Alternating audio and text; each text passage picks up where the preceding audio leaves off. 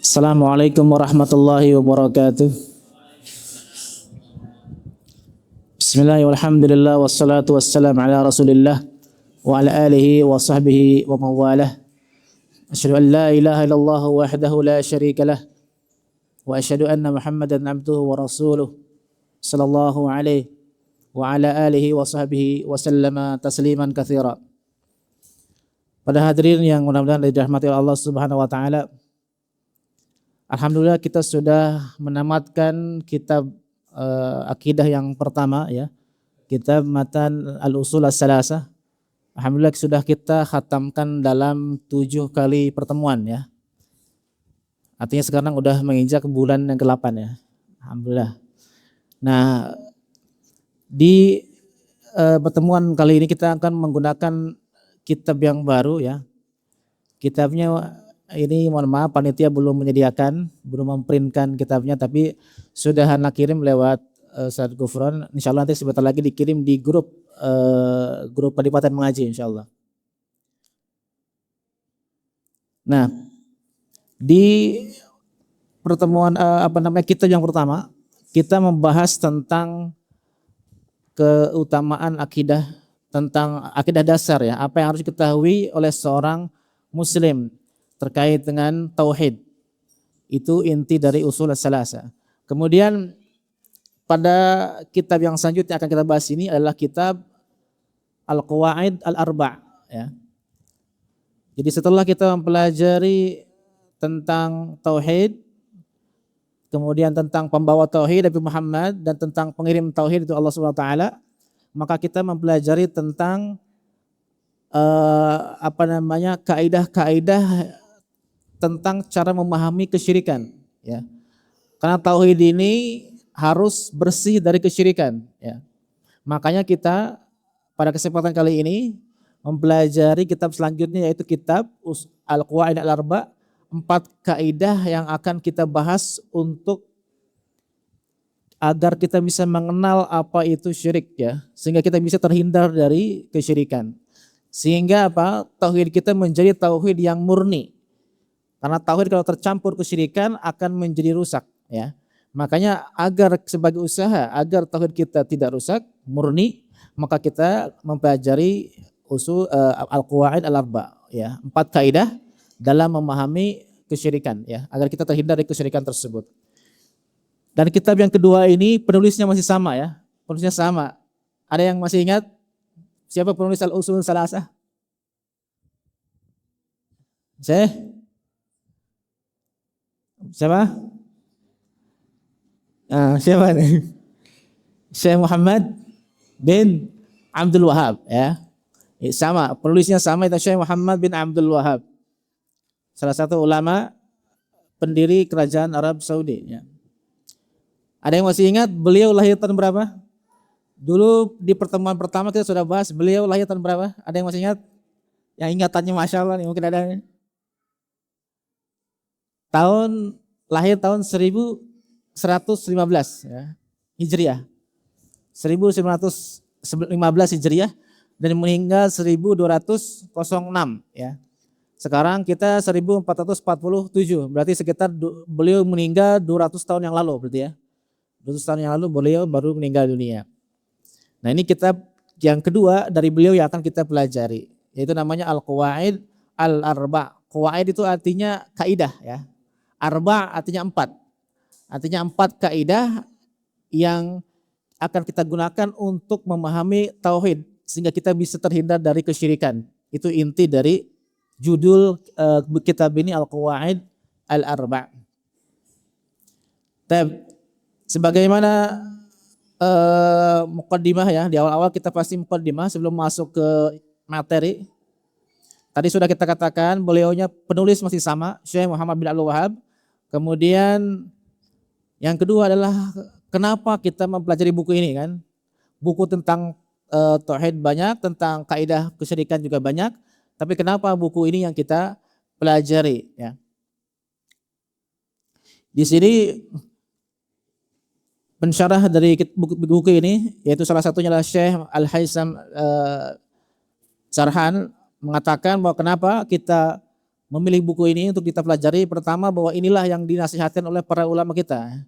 Para ulama kita, Ahlussunnah wal Jamaah, memberikan nasihat kepada kita penuntut ilmu untuk mempelajari kitab ini, Al-Qawaid Al-Arba', ya. Maka kita ikuti nasihat dari para ulama untuk mempelajari kitab ini. Yang kedua, buku ini isinya adalah bantahan terhadap syubhat-syubhat yang dilontarkan orang-orang yang tidak paham tauhid, ya. Jadi isinya ini bantahan terhadap orang-orang yang mengingkari tauhid atau orang-orang yang tidak paham terhadap tauhid, ya. Karena buku ini ringkas ini, kalau diterjemahan cuma 27 halaman. Nah, buku ini sangat ringkas sekali. Ini sebenarnya buku ini adalah ringkasan, ya. Buku ini adalah ringkasan dari buku beliau yang agak tebal, namanya Kasyfus Syubuhat. Jadi Syekh Muhammad ini punya buku lain namanya Kasyfus Syubuhat. Isinya adalah bantahan beliau terhadap syubhat-syubhat yang dilontarkan para penentang tauhid, ya. Maka beliau kemudian meringkas bukunya menjadi buku ini, ya. Ini ringkasan dari kitab Kasyfus Syubuhat, ya. Namanya Al-Qawaid Al-Arba'. Nah, ini mengapa kita mempelajari buku ini sebagai lanjutan dari kitab Al-Usul As-Salasah. Kemudian yang ketiga adalah tentang pemetaan buku ini, ya. Jadi kita petakan dulu sebelum kita masuk ke pembahasan. Buku ini terdiri dari 3 unsur, ya, 3 bagian, ya. Yang pertama muqaddimah. Jadi penulis sebelum menjelaskan 4 kaidah, beliau membawakan muqaddimah dulu, ya. Muqaddimah isinya apa? Isinya tentang unwanus sa'adah, tanda-tanda kebahagiaan. Jadi penulis menjelaskan bagaimana tanda-tanda orang yang mendapatkan kebahagiaan di dunia dan di akhirat. Itu ada ciri-cirinya. Orang-orang yang mempunyai ciri-ciri ini, maka dia akan mendapatkan kebahagiaan di dunia maupun di akhirat. Ini isi muqaddimah, ya. Kemudian setelah muqaddimah masuk ke unsur atau bagian yang kedua, yaitu penulis menjelaskan tentang pentingnya mempelajari tauhid. Ini yang kedua, ya. Kemudian setelah beliau menjelaskan pentingnya mempelajari tauhid, kemudian masuk ke pembahasan inti, yaitu Qawaid Arba', 4 kaidah yang digunakan untuk memahami kesyirikan, ya. Jadi buku ini ada 3 bagian, muqaddimah, kemudian pentingnya mempelajari tauhid, kemudian yang ketiga baru 4 kaidah tersebut, ya. Nah, itu terkait dengan pemetaan buku ini, ya. Dan kita akan masuk ke bagian pertama, ya. Bagian pertama bagian muqaddimah, ya. Yang tadi sudah jelaskan bahwa isi muqaddimah tentang unwanus sa'adah, tentang tanda-tanda kebahagiaan, ya. Tanda-tanda seseorang akan memperoleh kebahagiaan di dunia maupun di akhirat. Nah, di sini penulis rahimahullah taala memulai bukunya dengan basmalah, ya. Bismillahirrahmanirrahim. Kalau di terjemahan sepertinya basmalahnya enggak ada, ya. Sudah ada yang melihat terjemahannya? Sudah ada, ya. Nah, di situ langsung itu, padahal di situ ada basmalah sebelumnya. Nah, basmalah beliau mengatakan Bismillahirrahmanirrahim, dengan nama Allah yang Maha Pengasih lagi Maha Penyayang, ya. Nah, penulis memulai bukunya dengan basmalah adalah pertama meneladani Al-Qur'an, ya. Karena kita tahu kita baca Al-Qur'an pertama kali atau bacaan yang pertama Al-Qur'an adalah Bismillahirrahmanirrahim. Maka penulis kemudian mengikuti Allah Subhanahu wa taala dalam bukunya yaitu Al-Qur'an, yaitu menulis atau memulai bukunya dengan Bismillahirrahmanirrahim. Kemudian penulis juga mengikuti siapa? Para nabi dan para rasul, ya. Para nabi dan para rasul ketika mereka menulis surat, menulis tulisan, mereka mulai dengan Bismillahirrahmanirrahim. Disebutkan dalam surat An-Naml, ya, tentang surat Nabi Sulaiman ke Ratu Balqis, ya. Disebutkan dalam surat tersebut bahwa isinya adalah Bismillahirrahmanirrahim. Jadi Nabi Sulaiman memulai suratnya dengan kata Bismillahirrahmanirrahim, ya. Begitu juga para nabi yang lain, termasuk Nabi kita Shallallahu Alaihi Wasallam. Nabi kita Nabi Muhammad Shallallahu Alaihi Wasallam itu ketika beliau sudah di Madinah, beliau banyak mengirim surat kepada raja-raja, para penguasa yang berada di sekitar Madinah, ya. Dan beliau memulai suratnya dengan Bismillahirrahmanirrahim.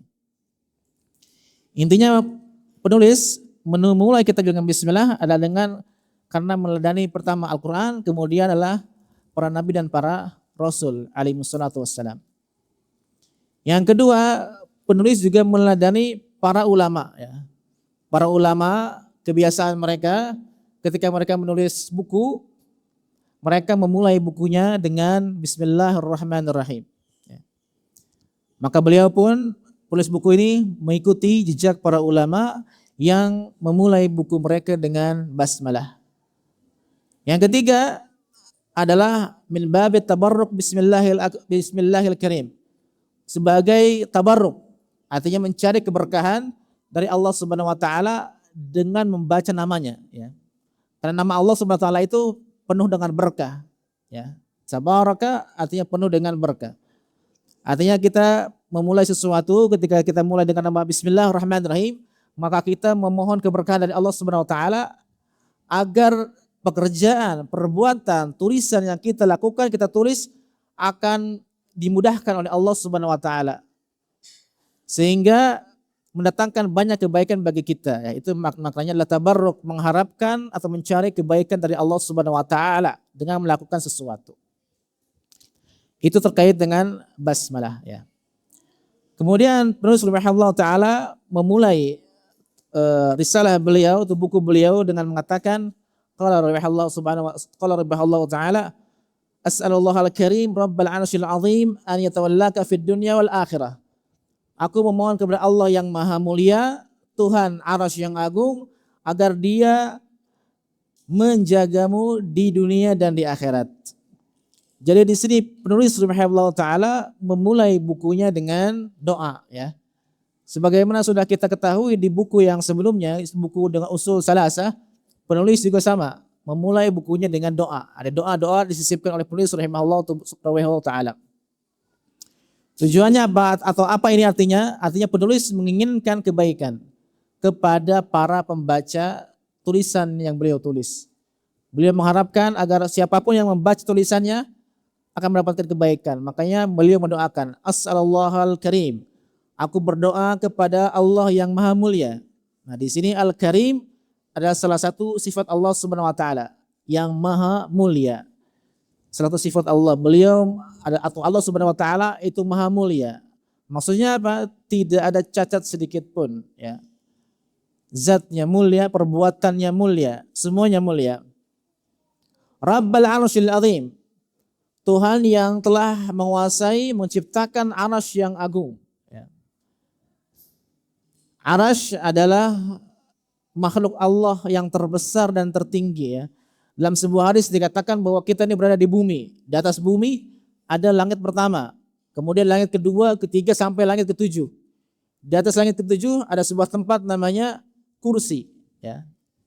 Di atas kursi ada tempat lagi namanya alma atau samudra atau air, ya. Kita nggak tahu seperti apa air, yang penting Nabi sebutkan air, ya. Kemudian di atas air ada arasy Allah Subhanahu wa taala. Jadi arasy ini makhluk yang tertinggi dan terbesar, ya. Ketika penulis mengatakan bahwa Allah adalah Tuhan arasy yang agung, artinya kalau makhluknya saja besar, bagaimana dengan penciptanya, ya. Artinya maha besar, ya. Kemudian apa doa penulis? An yatawallaka fid dunya wal akhirah. Yaitu agar Allah menjaga kita di dunia dan di akhirat.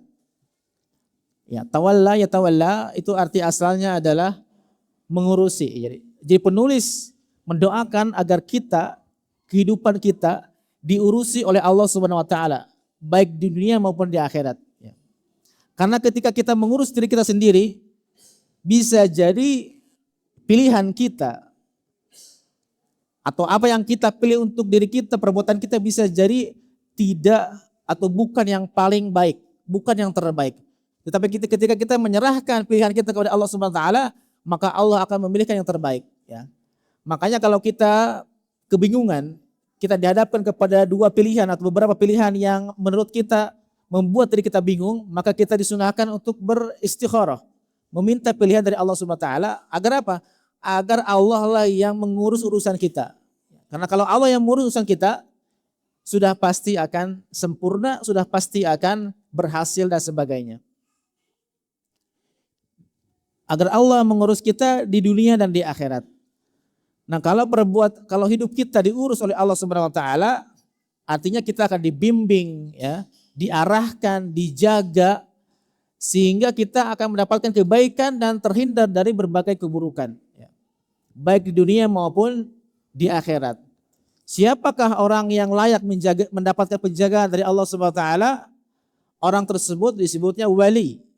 Orang yang menjadi wali Allah Subhanahu wa taala itu akan dijaga, akan diurusi hidupnya oleh Allah Subhanahu wa taala sehingga dia dijaga, dibimbing, diarahkan menuju surganya Allah Subhanahu wa taala. Dalam sebuah hadis dikatakan bahwa ketika seseorang sudah menjadi wali Allah Subhanahu wa taala, maka Allah akan menjaga seluruh anggota badannya ya. Allah akan menjaga matanya sehingga matanya hanya akan melihat sesuatu yang akan menimbulkan keridhaan Allah Subhanahu wa taala saja dan akan menjauhi pandangan yang tidak diridhoi oleh Allah Subhanahu wa taala. Begitu juga Allah akan menjaga telinganya, menjaga tangannya, kakinya dan semua anggota tubuhnya. Ini adalah kenapa? Karena dia adalah wali Allah Subhanahu wa taala. Siapa yang layak disebut wali atau siapa yang berhak mendapatkan penjagaan Allah Subhanahu wa taala? Dalam Al-Qur'an disebutkan adalah yaitu orang yang beriman dan orang yang bertakwa. Jadi syaratnya dua. Pertama dia punya iman, yang kedua takwa kepada Allah Subhanahu wa taala. Apa bukti dia iman kepada Allah? Takwa. Takwa apa tanda takwa? Menjauhi larangan Allah dan melaksanakan perintah Allah Subhanahu wa taala. Inilah orang yang layak mendapatkan pengurusan dari Allah Subhanahu wa taala sehingga dia akan dibimbing, diarahkan, dijaga di dunia maupun di akhirat. Ini doa penulis yang pertama ya, bahwa penulis mendoakan kita agar kita menjadi wali-wali Allah Subhanahu wa taala yang akan dijaga, dibimbing, diarahkan sehingga terhindar dari berbagai keburukan di dunia maupun di akhirat.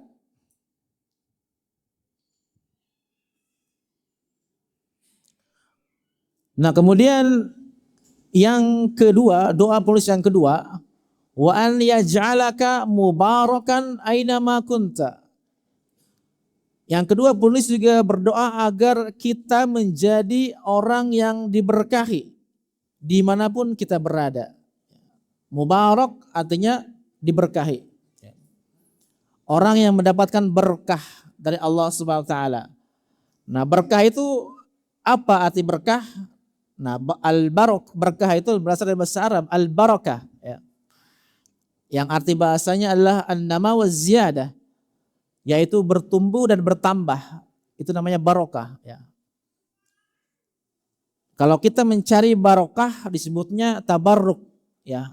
Mungkin kita sering mendengar tabarruk. Nah, itu artinya usaha untuk mencari keberkahan dari Allah Subhanahu wa taala. Orang yang mendapatkan berkah atau diberkahi disebutnya dalam bahasa Arab mubarak. Siapa itu orang yang diberkahi? Yaitu alladzi yuntafa'u bihi haitsu halla. Orang yang selalu memberikan manfaat dimanapun dia berada. Itu artinya barokah ya.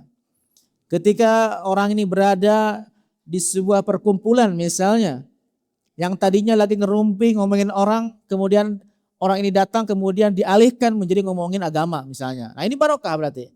Yang tadinya maksiat dirubah menjadi kebaikan. Artinya orang ini berkah, membawa kebaikan.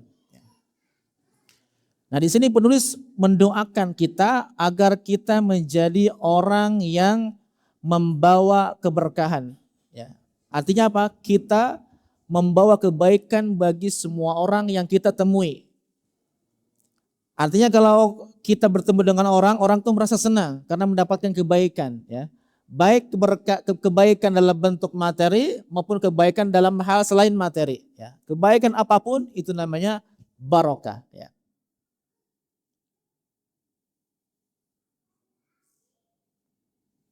Nah, ini doa penulis yang kedua. Ya. Kemudian terkait dengan barokah ya. Tadi kita katakan bahwa berkah itu ada, ya kan? Kemudian usaha untuk mencari berkah disebutnya apa tadi? Tabarruk ya. Tabarruk itu adalah usaha untuk mendapatkan keberkahan dari Allah Subhanahu wa taala. Nah, tentang tabarruk ini itu ada dua macam ya. Ada tabarruk yang masyru', artinya disyariatkan, disunahkan atau diperintahkan oleh Allah Subhanahu wa taala. Ada juga tabarruk yang mamnu', yang dilarang ya, yang tidak boleh. Yang tabarruk yang masyru', yang diperintahkan oleh Allah Subhanahu wa taala itu terbagi dua ya. Ada yang pertama, kita mengambil berkah dengan sesuatu materi, maksudnya barangnya ada kelihatan ya. Yaitu dengan sesuatu yang memang mengandung keberkahan ya. Di antaranya air Zam-Zam ya. Air Zam-Zam mengandung keberkahan ya. Nabi SAW mengatakan dalam sebuah hadisnya bahwa ma'u Zam-Zam lima syuribalahu ya. Siapapun yang minum air Zam-Zam kemudian dia berdoa, maka doanya itu akan dijawab oleh Allah Subhanahu wa taala. Salah satu keberkahan air Zam-Zam ya. Kemudian misalnya keberkahan yang lain, misalnya orang soleh ya. Orang soleh itu juga kita bisa mengambil berkah dari orang soleh. Dengan cara apa? Ilmunya ya. Ada orang soleh, orang alim, pintar agama, maka kita datang kepada orang tersebut untuk apa? Belajar ya. Karena dengan kita belajar ilmu dari orang soleh tersebut, kita akan mendapatkan ilmunya, dan ini adalah kebaikan. Semakin banyak ilmu, berarti semakin banyak keberkahan yang kita ambil. Yang kedua juga, selain ilmu dari orang soleh, kita juga bisa mengambil apa? Doa. Ya. Karena orang soleh doanya mustajab, maka kita boleh minta didoakan kepada orang soleh. Ya. Ada orang soleh, kiai atau apa, memang orang itu soleh, maka kita datang kemudian minta didoakan kepada orang tersebut, dan ini juga dibolehkan ya. Begitu juga contoh lain, misalnya buku-buku ya, buku-buku yang bermanfaat. Kita beli buku yang bermanfaat, nah ini juga barokah karena isinya bisa membawa kita kepada kebaikan ya. Kita beli misalnya buku-buku tentang agama, tentang akidah, buku tentang fikih, buku tentang akhlak ya, dan lain sebagainya yang isinya adalah kebaikan ya, maka buku tersebut adalah mengandung keberkahan ya. Itu yang pertama ya. Yang kedua, ada juga yang tabarruk yang syar'i, maksudnya dikatakan oleh Nabi Shallallahu Alaihi Wasallam bahwa perbuatan ini mengandung keberkahan. Dicontohkan di sini adalah seperti sholat di Masjid Al-Haram, di masjid di Mekah ya. Sholat adalah bagus, tetapi siapapun yang sholat di Masjidil Haram, maka pahalanya akan dilipat gandakan ya. Begitu juga Masjid Nabawi ya, pahalanya dilipat gandakan. Artinya masjid ini, tempat itu mengandung keberkahan. Sehingga sholat yang kalau dilakukan di masjid ini, itu bisa pahalanya meningkat kalau dilakukan di Masjidil Haram atau Masjid Nabawi misalnya. Artinya tempat tersebut mengandung keberkahan. Karena kenapa? Karena Nabi Shallallahu Alaihi Wasallam mengucapkan hal tersebut ya. Jadi ini salah satu atau contoh-contoh di antara tabarruk yang masyru', tabarruk yang dibolehkan ya. Yang kedua, ada juga tabarruk yang terlarang ya, tabarruk yang tidak dibolehkan. Apa itu? Yaitu tabarruk yang tidak ada dalilnya, baik dari syariat maupun secara fakta di lapangan tidak terbukti bahwa itu mengandung keberkahan ya. Apapun sesuatu tersebut ya, selama sesuatu tersebut tidak dijelaskan oleh syariat, tidak juga terbukti secara ilmiah, secara meyakinkan, maka itu termasuk tabarruk yang dilarang ya. Dan ini termasuk ke dalam syirik kecil ya, syirik kecil. Karena kita menganggap sesuatu yang bukan berkah sebagai berkah. Ya. Syirik kecil, artinya kalau syirik itu kita katakan bahwa syirik itu ada dua ya. Syirik besar membuat pelakunya keluar dari Islam menjadi musyrik. Syirik kecil pelakunya masih dalam Islam, hanya saja dia berdosa besar. Nah ini terkait dengan doa penulis yang kedua ya. Kemudian juga penulis mendoakan dengan doa ketiga. Ya. Penulis mengatakan wa an yaj'alaka mimman idza u'tiya syakara.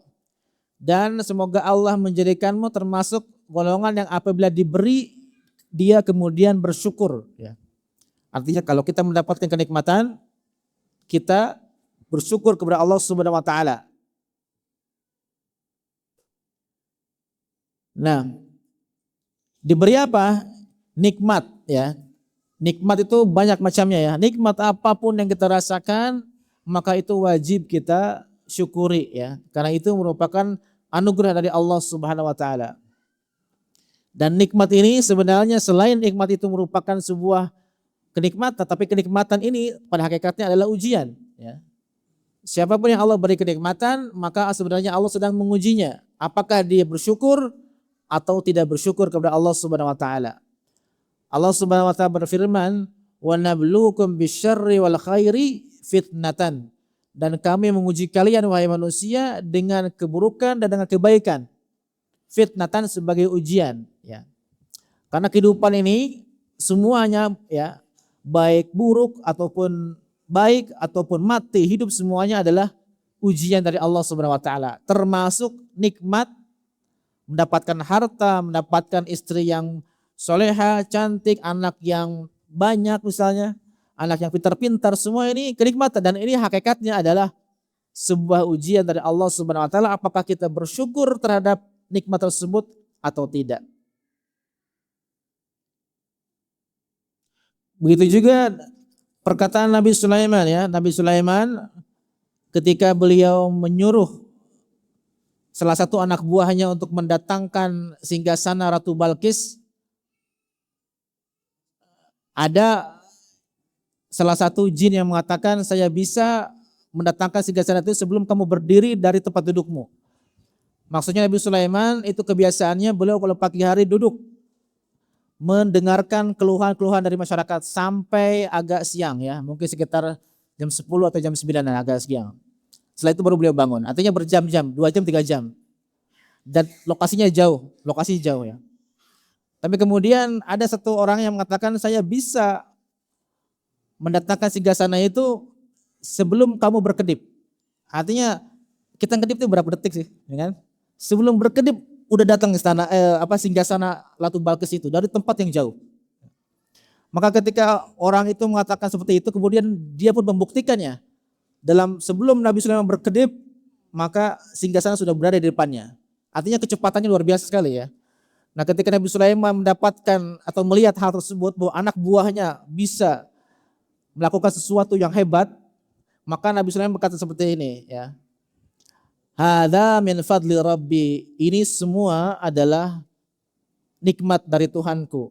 Ini semuanya nikmat Allah SWT yang diberikan kepadaku punya anak buah yang hebat. Ya. Bisa memindahkan sesuatu dari jarak yang sangat jauh dalam beberapa detik saja.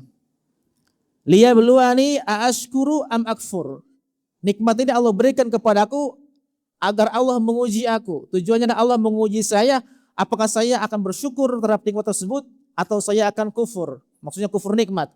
Tidak mengakui nikmat tersebut. Tidak bersyukur kepada Allah terhadap nikmat tersebut. Jadinya Nabi Sulaiman pun mengajarkan kepada umatnya bahwa nikmat adalah ujian. Siapapun yang diberi nikmat oleh Allah SWT, maka dia sedang diuji. Jangan sampai terlena dengan kenikmatan. Ya. Jangan sampai kita mendapatkan nikmat dipikir bahwa Allah suka kepada kita. Ya. Allah berfirman dalam Al-Quran ya, menceritakan tentang manusia yang apabila diberikan nikmat dia menyangka dirinya itu termasuk orang-orang yang dimuliakan oleh Allah SWT. Allah SWT berfirman, "Wa ammal insanu idza mabtalahu rabbuhu fa akramahu wa na'amahu fa yaqulu rabbi akraman." Ada manusia yang apabila Allah uji dengan memuliakan dia, dengan memberi dia harta, memberi dia kenikmatan, dia mengatakan Rabbi akraman. Tuhanku sekarang sudah memuliakan aku. Dengan apa? Dengan harta ini. Padahal hakikat harta, hakikat nikmat yang lain adalah sebuah ujian. Ya. Jadi jangan sampai terlena dengan kenikmatan yang diberikan kepada kita. Karena hakikatnya adalah ujian. Apakah kita bisa melewati ujian tersebut atau tidak?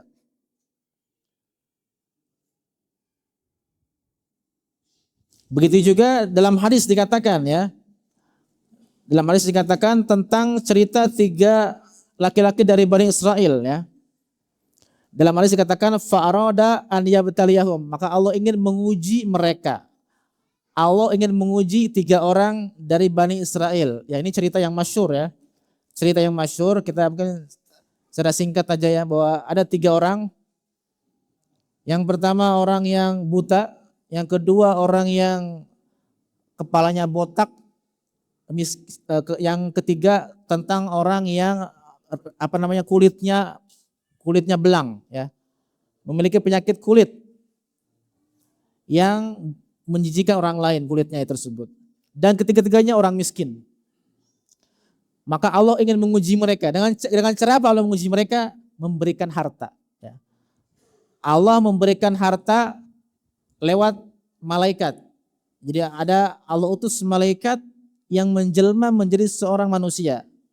Kemudian memberikan harta kepada masing-masing 3 orang tersebut.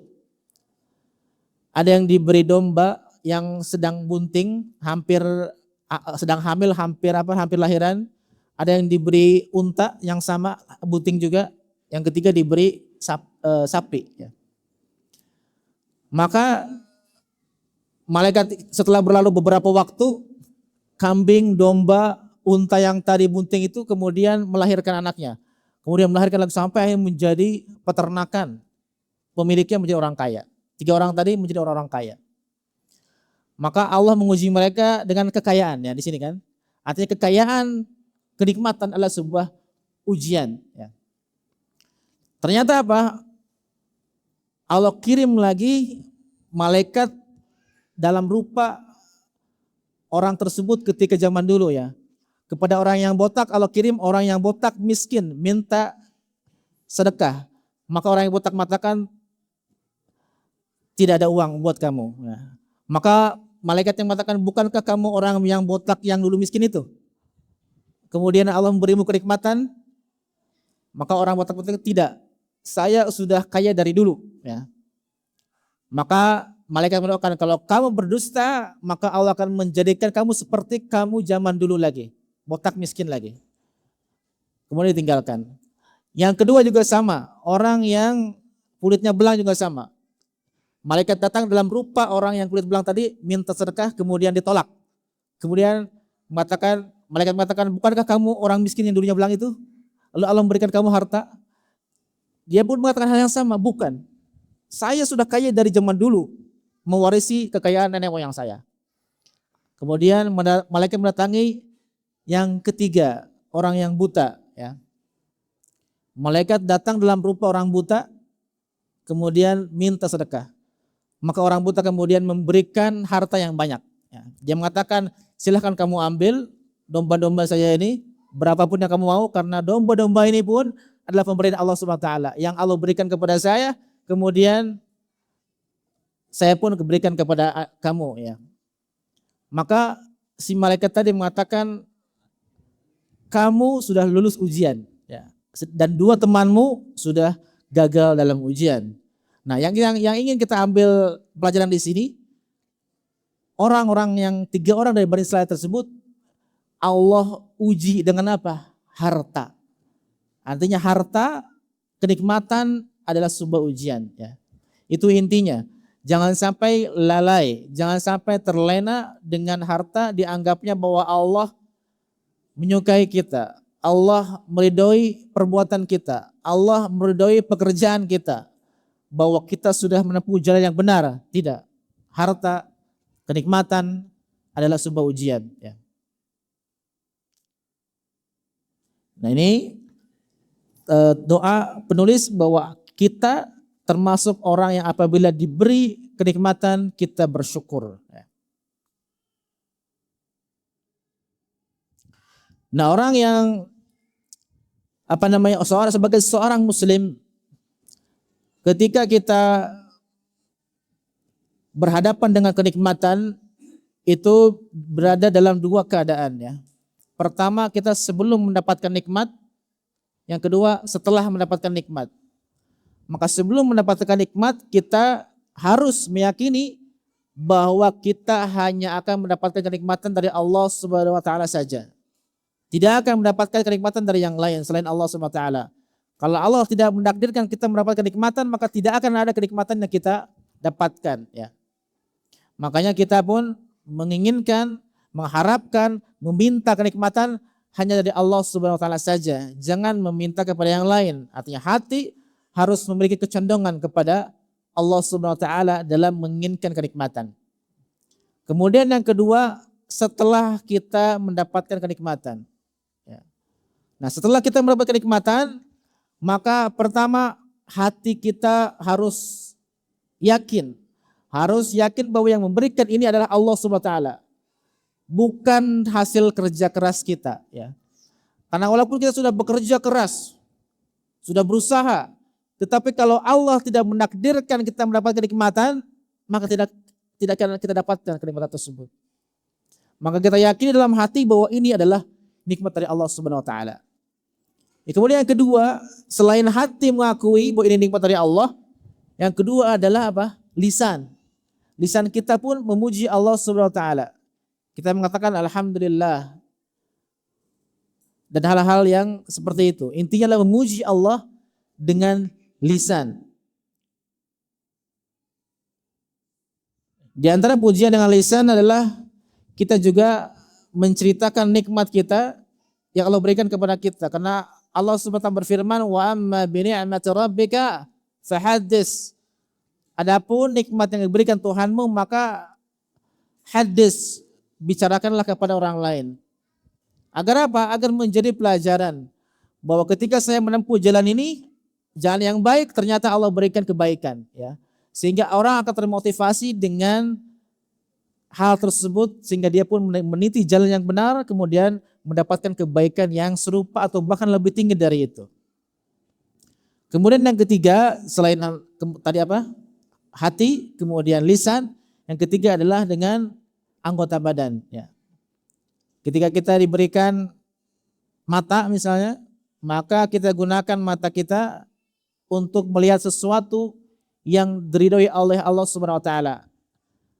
Artinya kalau kita menggunakan mata untuk melihat sesuatu yang diridhoi Allah, kita sudah bersyukur kepada Allah dengan apa? Dengan perbuatan, ya. Kaki kita gunakan untuk melangkah ke masjid, melangkah ke majelis-majelis ilmu. Tangan kita gunakan untuk hal-hal yang bermanfaat. Begitu juga telinga kita mendengarkan misalnya ceramah-ceramah agama yang bermanfaat bagi diri kita.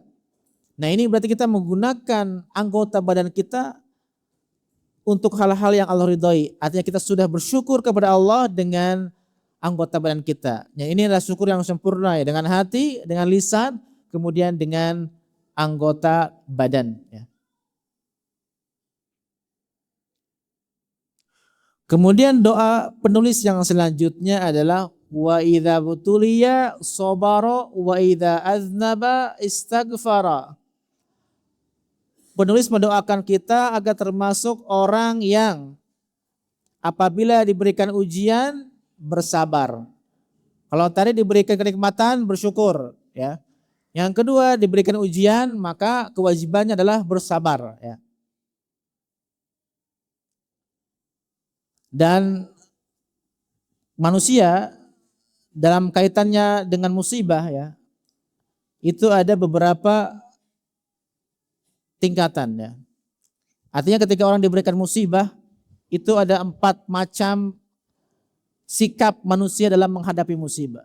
Yang pertama adalah dia marah, tidak rela kalau dirinya mendapatkan musibah. Dan ini haram, ya, ini haram. Ketika kita mendapatkan musibah apapun itu, maka jangan sampai kita merasa tidak menerima takdir tersebut. Karena ini apa? Menunjukkan bahwa kita imannya kurang kepada Allah Subhanahu wa taala, ya.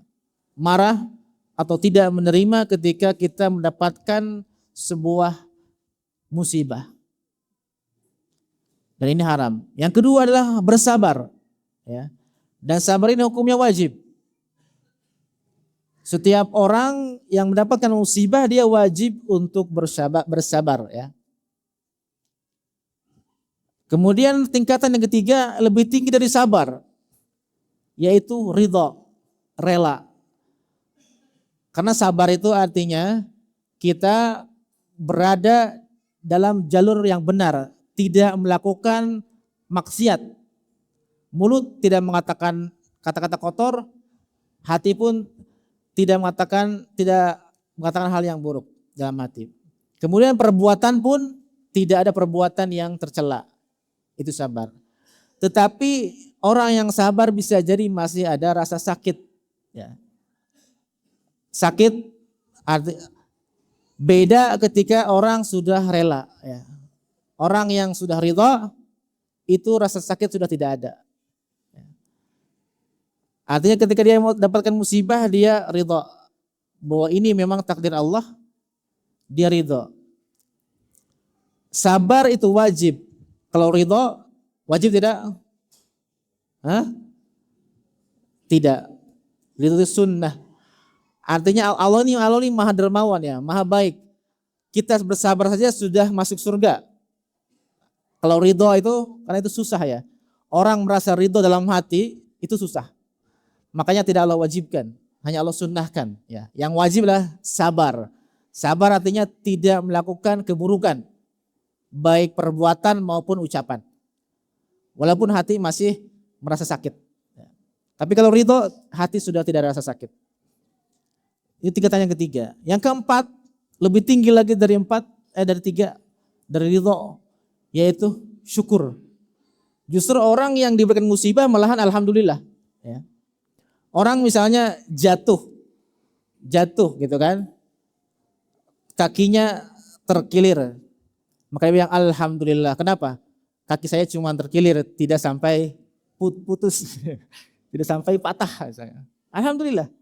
Karena kita jatuh atas dasar kelalaian kita. Ya. Naik motor jatuh, ya itu kelalaian kita. Bisa mengantuk, bisa kurang hati-hati dalam menyetir. Ketika kita jatuhnya tidak terlalu parah, maka alhamdulillah. Allah menakdirkan kita mendapatkan musibah yang seperti ini, tidak lebih besar dari ini. Ya. Alhamdulillah. Itu orang bersyukur. Ini tingkat yang lebih tinggi lagi. Ini tingkat yang paling tinggi lagi, orang yang diberikan musibah malah bersyukur ya. Yang wajib hanya sampai tingkat kedua ya, sabar ya. Karena ini tingkatannya tertinggi. Kalau bisa beridho sama syukur ini alhamdulillah, ini tingkatan yang tertinggi ya. Tapi kalaupun tidak, maka kita bersabar, kemudian kita usahakan agar terus lebih tinggi lagi sehingga mencapai derajat syukur apabila diberikan musibah. Ya. Dan ini merupakan sudah tahap keimanan yang tertinggi ya. Karena dia bisa melihat kebaikan dalam segala sesuatu. Semua takdir Allah adalah baik ya. Karena bisa jadi musibah yang kita alami sekarang bisa jadi kita merasa rugi ya, merasa ini buruk. Tetapi 2 tahun kemudian, 3 tahun ke belakang atau mungkin setelah itu bisa jadi itulah kebaikan. Ya. Pernah ada yang menceritakan bahwa seorang syekh bercerita bahwa ada seorang laki-laki ingin pergi ke sebuah tempat naik pesawat. Ternyata di tengah jalan dia banyak masalah, ya kan? Banyak masalah di jalan, akhirnya dia datang ke bandaranya terlambat. Kemudian udah tertinggal. Nah, dia dalam hati merasa gak enak, merasa kenapa ada masalah segala macam kan. Ternyata apa? Pesawat itu ada kabar apa? Kecelakaan. Nah, setelah tahu kecelakaan dia jadi apa? Bersyukur gak? Bersyukur. Artinya sesuatu yang kita pandang buruk hari ini, beberapa waktu kemudian bisa jadi itu merupakan sesuatu yang baik ya. Bahkan mungkin yang sudah berumur mungkin dulu pernah mungkin misalnya zaman waktu muda misalnya pernah mengalami atau pernah memilih sesuatu ya kan. Kemudian tidak jadi. Waktu itu mungkin merasa menyesal, tetapi sekarang alhamdulillah dan milih itu.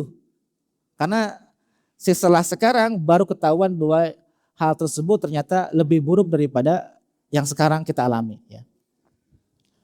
Intinya adalah musibah bagi orang yang imannya sudah sampai tahap tinggi itu bisa jadi adalah sebuah kebaikan, maka dia kemudian merasakan bahwa ini mungkin kebaikan bagi saya, maka dia pun bersyukur kepada Allah Subhanahu wa taala atas musibah tersebut. Baik, karena sudah waktu masuk Isya ya.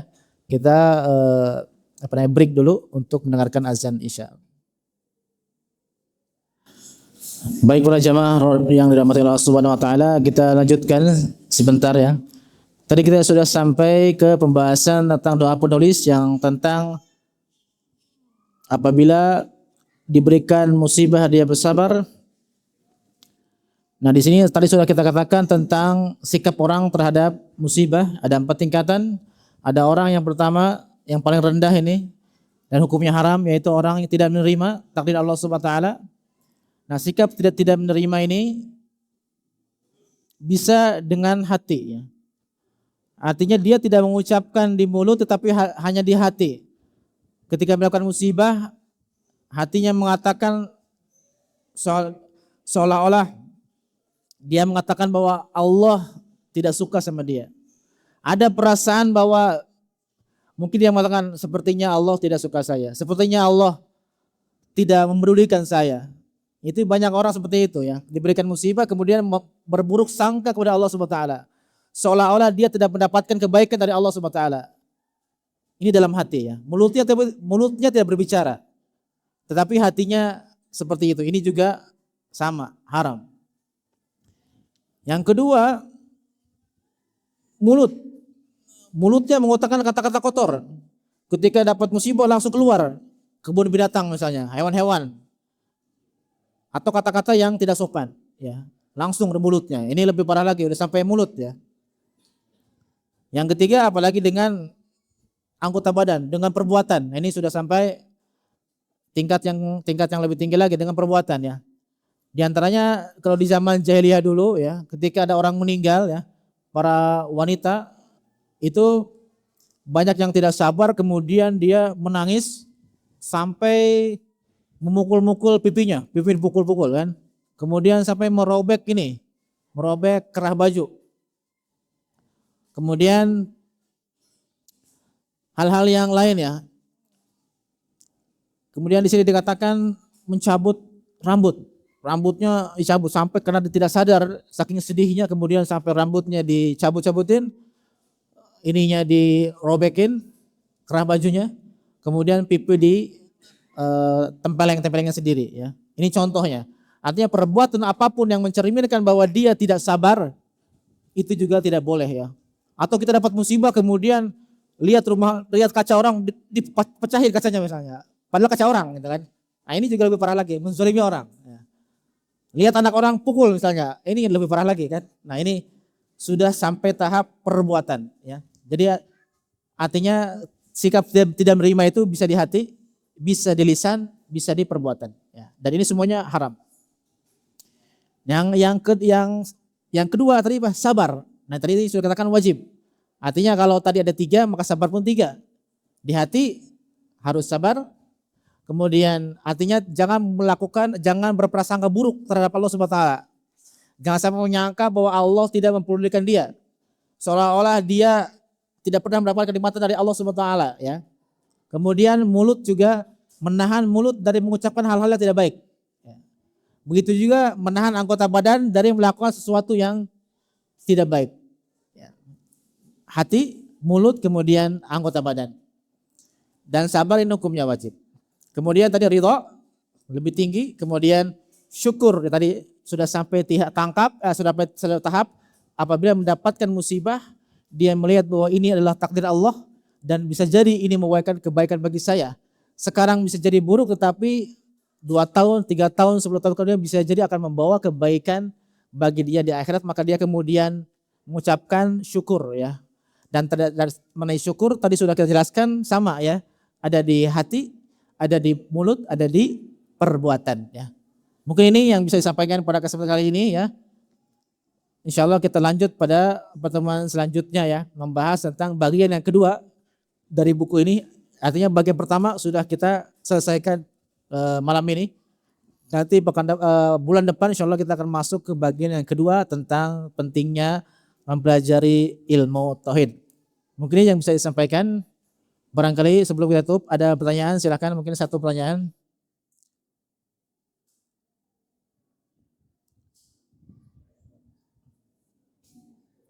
Saya sebagai kalau kena musibah, terpikir itu salah apa yang perlu saya lakukan. Ah,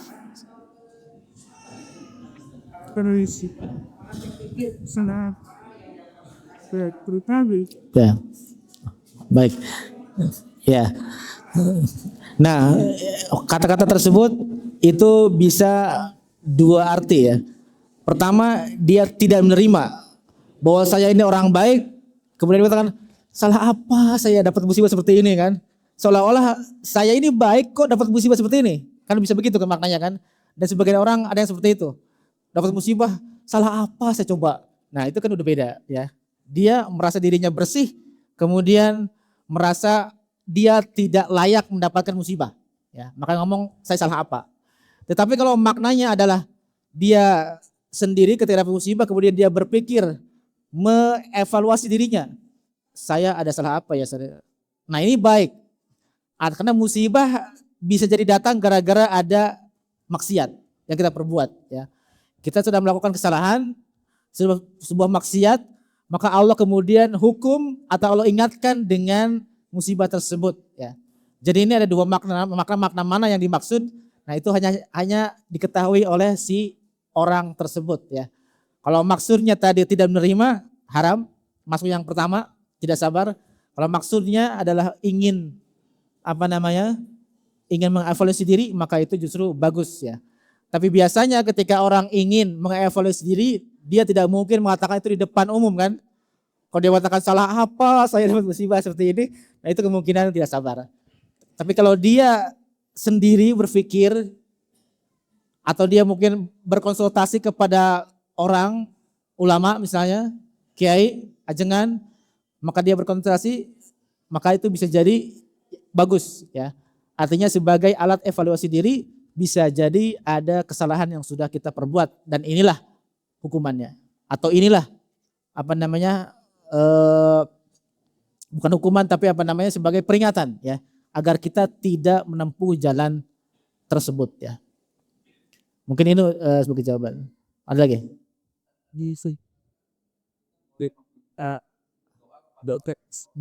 Ya.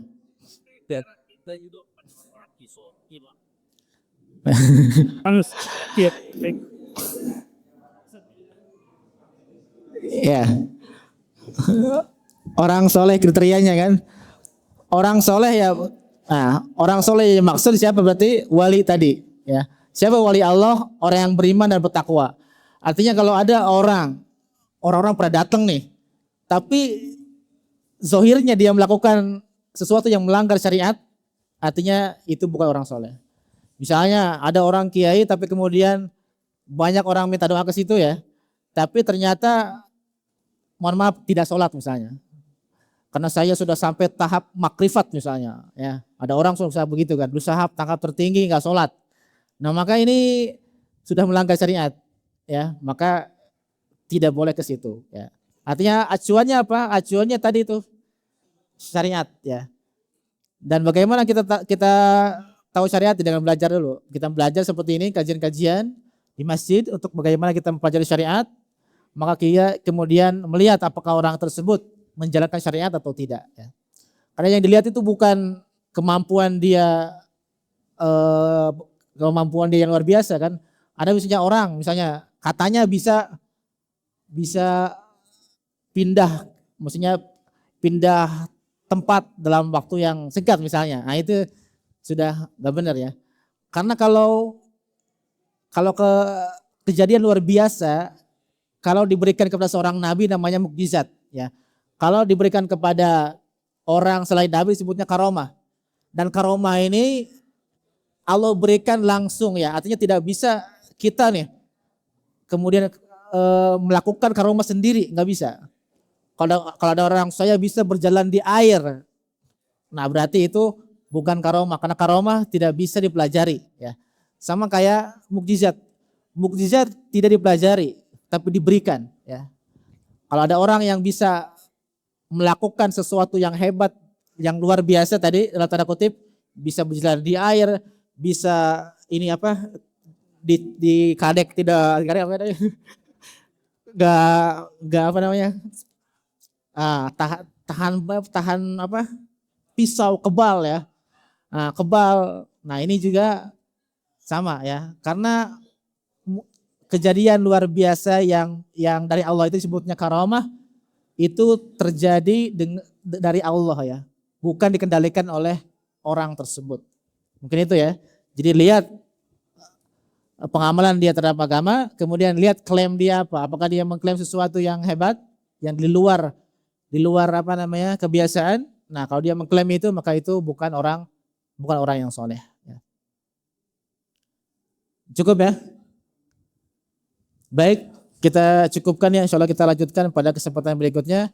Kita tutup dengan baca subhanakallah bihamdik asyhadu an la ilaha illa anta astaghfiruka wa atubu ilaik. Wa sallallahu ala nabiyina Muhammadin wa ala alihi washabihi ajma'in. Assalamualaikum warahmatullahi wabarakatuh.